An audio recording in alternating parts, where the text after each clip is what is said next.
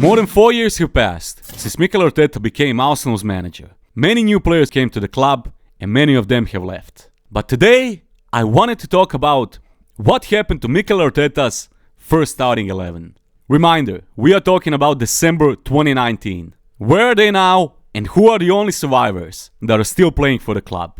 But before we start, don't forget to leave a like and subscribe to the channel for more daily content. Okay, let's go. We are going to start from the back. So on goal, we have Bernd Leno.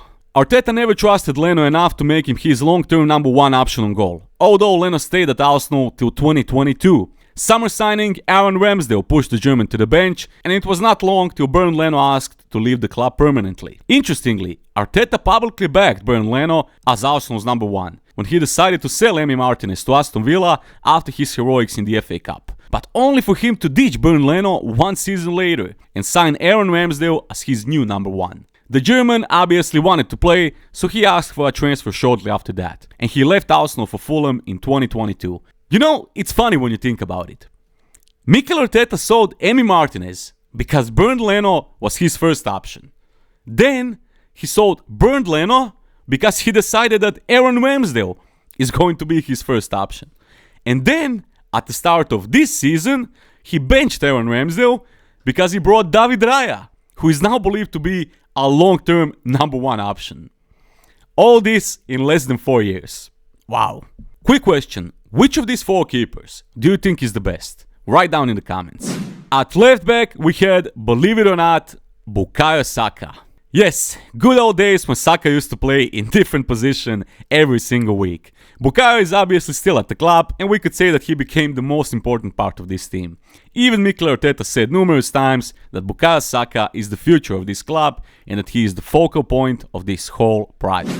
Left center back, David Luiz. Well, we are talking about a 33-year-old Luiz who was definitely past his prime, and I think we all remember a series of horror shows that he made us watch on a weekly basis. Look, I don't want to bash him too much. Like I said, at that point, he was way past his prime, and he obviously wasn't the same player he once was. Even though his time with Arsenal didn't go too well, it's important to mention a huge role he played in the club's FA Cup triumph, where he was one of the main driving forces in our defense. Luiz's contract expired in the summer of 2021, and he made his return to Brazil, where he is still now playing for Flamengo.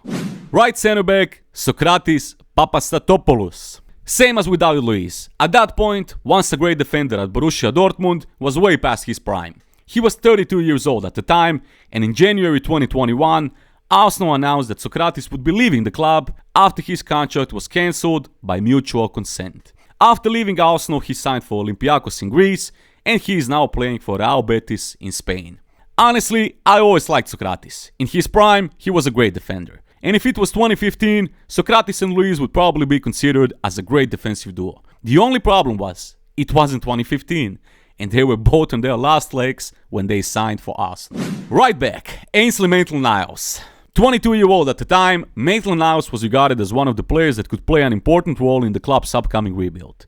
Ainsley Maitland-Niles made 20 Premier League appearances for Arsenal in Arteta's first season, but over the next 2 seasons, his game time was drastically reduced and he decided to go out on loan to prove his worth. First he went to West Bromwich Albion, then AS Roma in Italy, and then Southampton. But he failed to make any significant impact in any of those clubs. And when his contract with Arsenal expired in the summer of 2023, he joined Lyon in France on a permanent deal where he is still playing today.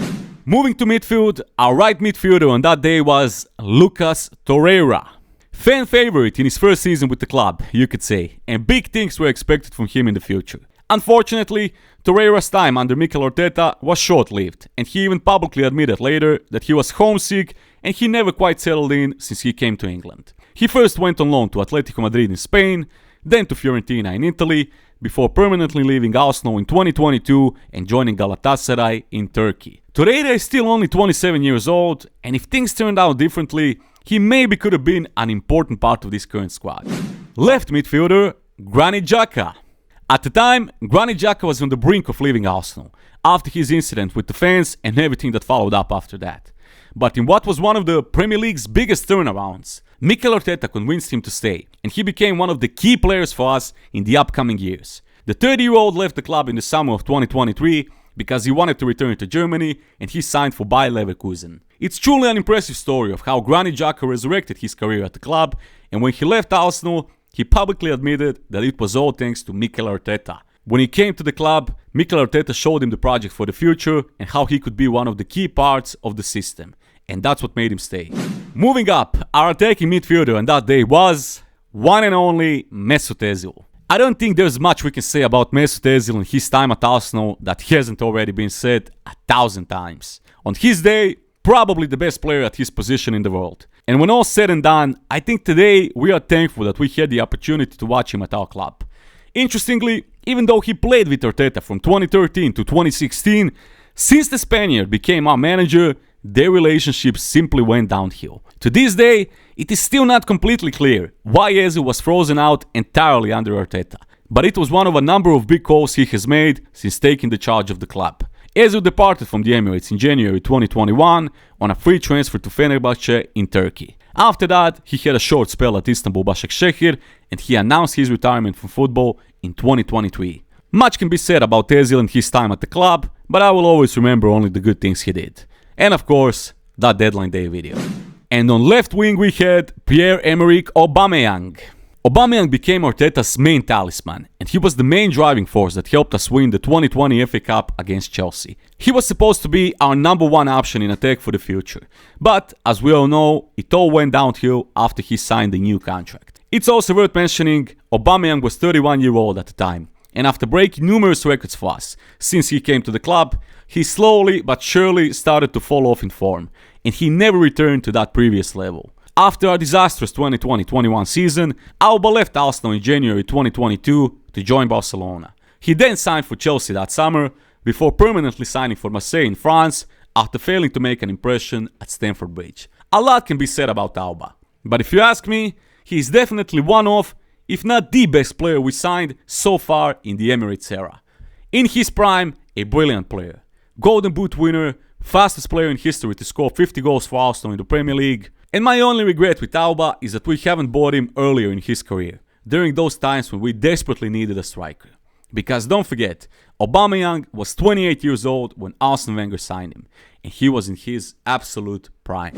On right wing, we have Reiss Nelson, the only player alongside Bukayo Saka from this starting 11 that is still at the club.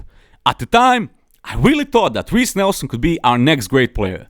Hale-end product, only 20 years old at the time, and we all expected that Mikel Arteta will count on him for the future.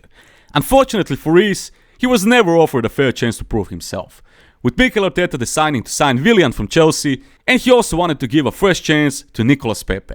After Willian and Pepe, Arteta decided to give Bukayo Saka a run on that right wing, and, well, the rest is history. And just like that, Reiss Nelson is still sitting on the bench and waiting for his chance. A chance that unfortunately may never come for him. And finally, our main striker that day was Alexander Lacazette. The Frenchman was a regular in Mikel Arteta's side, but even back then it was clear that he is not the long-term solution to Arsenal's striker plans. Lacazette stayed at Arsenal for 2 more years before returning to France to sign for Lyon, after his contract with Arsenal officially ended. And that is it, our whole starting 11. But also, we have to mention the players who were on the bench that day. Emi Martinez, Shkodran Mustafi, Konstantinos Mavropanos, Matteo Guendouzi, Joe Willock, Emil Smith-Rowe, and Nicolas Pepe. When you look at that whole lineup, the first thing you can automatically notice is that this team was screaming for a rebuild. Most of these players were already far from their best days, and almost all of them ended up leaving the club for free. Mikel Arteta absolutely transformed the team for the better. Today, we have one of the youngest squads in the league, and after a long time, I think we can all agree that the future is bright. And that's it for today's video. Thank you for watching, don't forget to leave a like and subscribe to the channel for more daily content. Thank you for joining in, and I'll see you on the next one. Peace.